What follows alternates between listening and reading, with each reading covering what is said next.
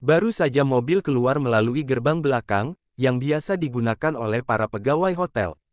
Dara sudah menguap karena lelah dan mengantuk, mungkin akan tiba di kediaman Mahendra mungkin hampir tengah malam. Pandu tidak habis pikir, kalau gadis itu pulang sendiri dengan mengendarai mobilnya dalam keadaan lelah seperti kali ini. Hei, Dara sudah memposisikan kepalanya bahkan memejamkan mata. Kalau pulang sendiri, kamu mengemudi sambil mengantuk begitu. Tergantung Om, jawab Dara kembali menguap sambil menutup mulutnya. Kalau sudah ngantuk berat, biasanya saya tidur di hotel. Ada kamar untuk karyawan istirahat atau minum kopi dulu lalu pulang ke kosan. Jaraknya tidak terlalu jauh, dibandingkan pulang ke rumah bunda atau ke istana kalian. Pandu menoleh lalu berdecak dan kembali fokus pada kemudi. Pikirannya kembali menelisik, apakah Dara sudah makan malam atau belum. Apalagi ia menyaksikan kalau gadis itu menikmati snack dan soda. Sudah makan? Tanya Pandu singkat, berusaha agar tidak berkesan peduli dan terlalu ingin tahu. Padahal sangat penasaran dengan kondisi Dara. Sudah, wafer coklat dan cola. Rasanya ingin sekali Pandu berteriak menjelaskan kalau itu bukan makan, tapi meracuni tubuhnya. Kalau ia terus melaju, sampai rumah Dara tidak mungkin ke dapur untuk makan apalagi terlihat sudah sangat lelah. Melihat jam di dashboard, sudah lewat jam 11 malam, restoran apa yang masih buka di jam segini? Tidak jauh, ada pelang restoran cepat saji 24 jam. Pandu berbelok dan memilih layanan drive-thru. Dara, kamu ingin pesan juga? Dara membuka matanya dan menatap sekeliling dan heran dengan keberadaan mereka di restoran cepat saji. Sedangkan yang ia tahu dari asisten rumah tangga di kediaman Mahendra, kalau Pandu hanya mengkonsumsi makan sehat dan menjauhi produk makanan berpengawet juga junk food. Om Pandu, lapar. Pandu memesan burger dan air mineral, lalu menanyakan kembali pesanan Dara.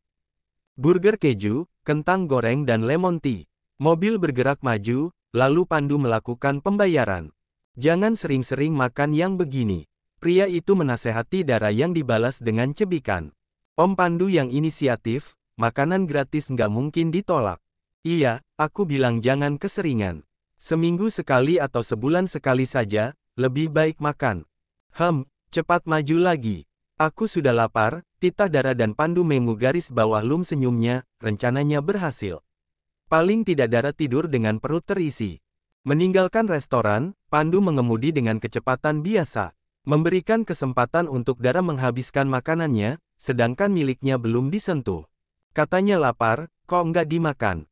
Tanya Dara sambil mengunyah kentang goreng, jangan tanya burgernya kemana karena sudah berada dalam lambungnya.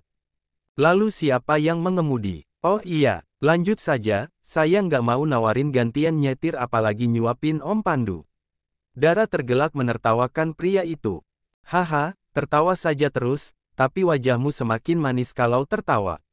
Daripada marah-marah. Pandu membatin dan tersenyum lalu kembali memasang wajah datar khawatir. Dara menyadari perubahan raut wajahnya. Saat tiba, Dara bergegas ingin segera merebahkan diri. Menyempatkan mengambil air mineral dan Pandu masih mengekor langkah gadis itu. Kalian pulang bersama. Pandu dan Dara saling tatap karena pertanyaan Citra. Menurut kamu, Pandu malah bertanya balik. Bukannya Mas Pandu dari kantor ya? Betul, kamu pikir aku dari tukang pijat.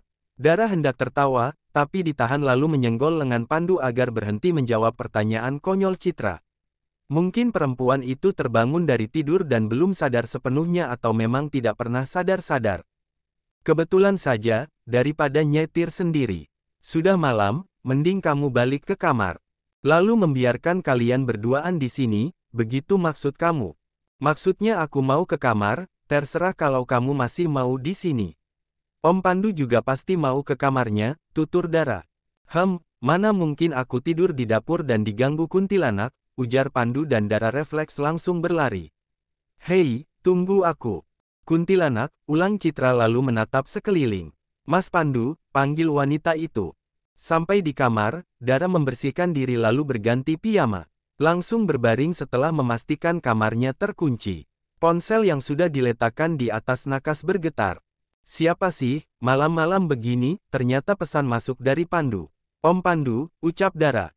Tidur, besok kamu harus kerja lagi, jangan sampai tidak fokus dan berimbas pada pelayanan hotel lalu membuatku rugi. Apa-apaan ini? Gumam Dara lalu mengetik pesan balasan. Jangan ganggu Om, saya masih nunggu telepon pacar saya. Dara meletakkan ponselnya sembarang lalu merebahkan diri dan memejamkan mata. Hah, nyamannya. Berbeda dengan Pandu yang langsung duduk tegak bahkan menghidupkan kembali lampu kamarnya dan membaca ulang pesan dari Dara. Pacar, dia punya pacar, bukannya sudah putus dengan Harsa. Ah, apa peduliku, sungut Pandu lalu meletakkan ponselnya dan kembali berbaring. Tidak lama ia kembali beranjak duduk dan memikirkan kembali pacar yang dimaksud Dara. Apa mungkin mereka kembali bersama? Kantuk sama sekali tidak Pandu rasakan, ia sudah berjalan mondar-mandir di dalam kamarnya. Entah mengapa ada perasaan tidak suka mengingat Dara yang kembali pada Harsa. Dia sendiri tidak paham dengan sikapnya yang sok peduli. Lalu kenapa aku harus peduli? Mau dia pacaran dengan siapapun itu bukan urusanku. Alih-alih cuek, Pandu malah menghubungi petugas keamanan untuk mengecek apakah ada pergerakan di area kamar tamu melalui CCTV. Maksudnya adalah kamar Dara. Ia mengacak rambutnya mendengar informasi kalau tidak ada siapapun di koridor kamar Dara dan Citra. Demi menuntaskan rasa penasaran, Pandu menghubungi ponsel Dara. Berkali-kali dan tidak ada jawaban. Sid, kenapa dia tidak jawab? Meskipun jarang tinggal di rumah, Pandu tahu letak penyimpanan kunci cadangan.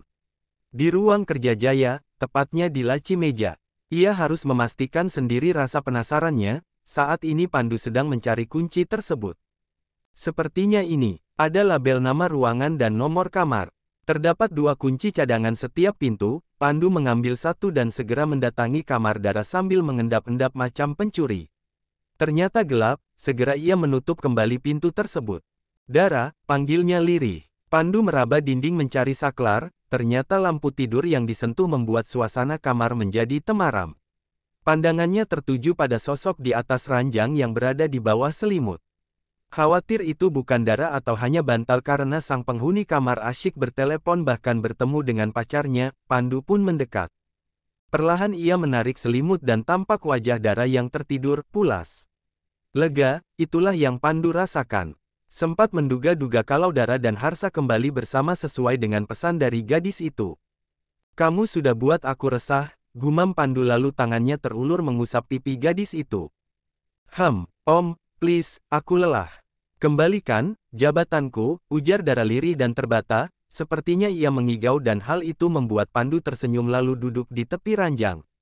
Bukan hanya kamu yang lelah, aku pun sama. Kenapa pula aku harus begini? Terlalu mengkhawatirkan kamu, sahut Pandu pelan. Apa mungkin, aku menyukai, Dara pagi, Om Pandu, sapa Dara lalu mendahului langkah pria itu untuk bergegas menuju meja makan. Sudah ada Kemala di sana yang mengarahkan bibi menyajikan sarapan dan Dara langsung menawarkan bantuan. Pandu tersenyum mengingat ulahnya semalam mendatangi kamar Dara. Sampai sekarang kunci kamar belum dia kembalikan ke tempatnya. Mas Pandu, sebelum berangkat diminta temui tuan besar di kamarnya, tutur asisten Jaya. Papi, sakit, hanya perlu istirahat, minggu lalu beliau melewatkan check-up rutin dan menolak minum obat. Pandu menghela nafasnya, lalu mengatakan akan menemui pria itu sebelum berangkat. Surya baru saja menemui Jaya dan pamit pada Kemala tidak ikut sarapan karena ada pertemuan pagi ini. Suasana di meja makan cukup canggung, karena tidak ada yang bersuara. Pandu enggan bicara dengan siapapun, hanya menekuni sarapannya sambil sesekali melirik Dara. Mas Pandu, tidak suka dengan sarapannya? Tanya Citra. Biasa saja, masa sih? Kelihatan tidak berselera, lanjut Citra.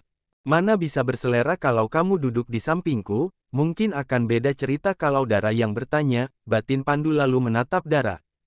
Tidak lama Kemala pun pamit meninggalkan keempat orang dengan pemikiran yang hampir sama. Jika Citra berencana untuk mendekati dan mencari perhatian Pandu, Harsa ingin menarik simpati Dara. Tentu saja tujuan Pandu adalah Dara dan saat ini gadis itu tidak menyadari menjadi target kedua pria. Dara mematung mendengar Pandu dan Harsa sama-sama menyebut namanya, sedangkan Citra berdecak pelan karena tidak suka. Lagi-lagi Dara yang menjadi perhatian kedua pria di sampingnya.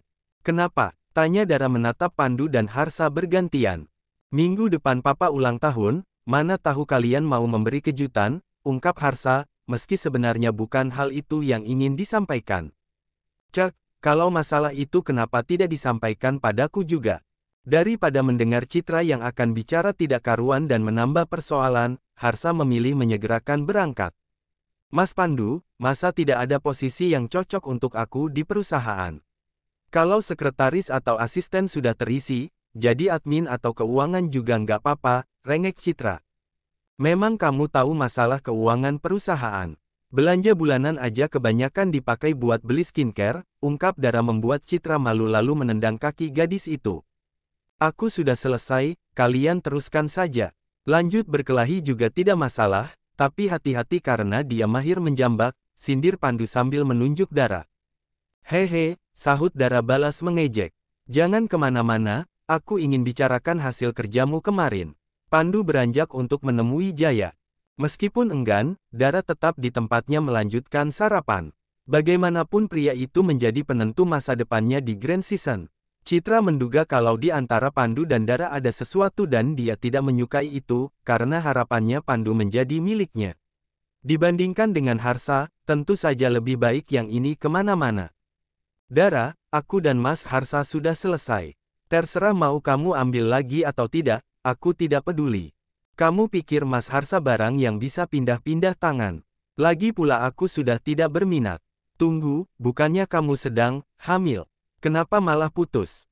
Itu urusanku dan jangan campuri urusanku, apalagi bersaing merebutkan Mas Pandu. Apa kamu bilang, bersaing? Cek, jangan munafik. Aku tahu di antara kalian pasti ada sesuatu. Hei, dengar, Dara, panggil Pandu, ikut aku. Ingin bicara hasil kerja kemarin, apa pula maksud Pandu?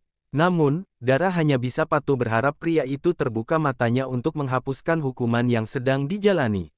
Sudah berada di beranda rumah dan menuju mobilnya, sengaja menjauh dari Citra agar tidak ikut campur.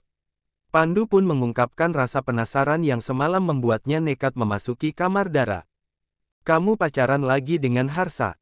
Hah, ini apaan sih? Tadi Citra bahas Harsa sekarang Om Pandu juga. Kalian kompak banget sih. Aku serius, kamu balik dengan Harsa? Ya enggak lah. Meskipun enggak ada lagi perjaka tulen selain Harsa, aku lebih memilih duda tapi baik dan setia daripada harus balik sama Harsa. Heh, dari mana Om Pandu tahu kalau aku dan Mas Harsa pernah? Pandu berdecak. Malam itu aku menjadi pelampiasan emosi kamu, karena kekasih Brangs Asteriska yang selingkuh dengan adikmu sendiri. Om Pandu tahu dari mana? Dara mengulang pertanyaan. Tidak penting aku tahu dari mana. Jika aku lihat kamu dan Harsa kembali dekat, aku pastikan bukan hanya kamu saja yang didepak dari rumah ini. Ancaman Pandu lebih menekankan agar Dara tidak kembali pada Harsa. Tidak akan Om, tapi kenapa juga Om Pandu mengancamku? Apa itu keputusan Opa Jaya? Skakmat, Pandu tidak mungkin mengatakan kalau dia sepertinya cemburu. Berpikir Pandu, janganlah terlalu memperlihatkan keposesifannya. Kalian belum sedekat itu, batin Pandu. Karena aku ingin suasana di rumah ini tetap nyaman, jadi jangan libatkan papi di sini. Justru kamu dan Citra jangan sampai bertarung dan bikin heboh. Dara hanya mencibir mendengar ancaman Pandu. Lalu pacar yang kamu maksud semalam, siapa? Kapan saya bilang punya pacar? Saya masih jomblo Om, masih trauma dengan yang namanya pacaran. Takut diselingkuhi lagi. Tidak semua laki-laki seperti itu. Dasarnya saja, mantan kamu memang Brangs Asteriska. Nah, tuh tahu, nanti malam, tunggu aku jemput ke hotel, titah Pandu lalu membuka pintu mobil. Sengaja jemput saya, tanya Dara. Ya, iyalah aku sengaja jemput kamu. Daripada blingsatan nggak jelas, tunggu kamu pulang. Ya nggak mungkin lah. Aku ada urusan di Grand Season, sahut Pandu berdusta. Urusan yang dimaksud tentu saja urusan dengan Dara. Oh, Pandu tidak lagi berbasa-basi karena kalau menuruti keinginan hati, rasanya ia ingin menarik Dara masuk ke dalam mobil lalu berkendara berdua saja. Keliling Jakarta atau tanpa tujuan. Yang jelas ia hanya ingin terus berdua saja. Jatuh cinta, Pandu sadar kalau perasaan ini adalah cinta. Namun, ia masih ragu apa benar mencintai Dara atau hanya penasaran. Melalui kaca spion, Pandu menatap Dara yang beranjak kembali ke dalam rumah. Detak jantungnya berdegup kencang setiap ia melihat gadis itu, berharap ia tidak akan terkena serangan jantung karena Dara cukup membahayakan kesehatan jantungnya. Aish, Pandu bergumam lalu mengusap wajahnya, kalau memikirkan Dara, kadang pikirannya mendadak traveling. Mungkin efek umurnya yang sudah matang, apalagi dia pria normal yang tidak mungkin menolak pesona Dara. Semalam balik sama dia, tanya Vio saat ia dan Dara bergantian istirahat di waktu shiftnya, dia yang dimaksud perempuan itu tentu saja Pandu. Diapain aja sama om-om itu? Mulutmu, Vio, ya nggak diapain atau ngapain, karena Om Pandu itu keluargaku. Padahal kalau dilihat, dia ganteng banget. Rela banget deh diapain aja sama dia, sahut Dara. Mulut lo, Ra, tapi menurut gue dia memang suka sama lo. Pikir aja deh, mana ada salah satu pemilik hotel ngajak pulang bareng pegawainya. Ada, itu buktinya Om Pandu, jawab Dara. Halah, diomongin malah muncul. Udah kayak makhluk halus, kalau diomongin malah datang, seru Vio dan Dara refleks menoleh. Ternyata benar, Pandu berjalan ke arah mereka. Shift kita belum beres, kan? Tanya Dara. Belum, ini baru jam 8. Gila, makin keren aja tuh orang. Dalam hati Pandu ingin bersorak manakala melihat gadis yang sepanjang hari ini cukup mengganggu konsentrasinya. Dengan alasan urusan hotel, padahal sengaja datang hanya untuk Dara. Ikut aku, ajak Pandu. Kemana Om? Boleh, jawab Pandu dalam hati.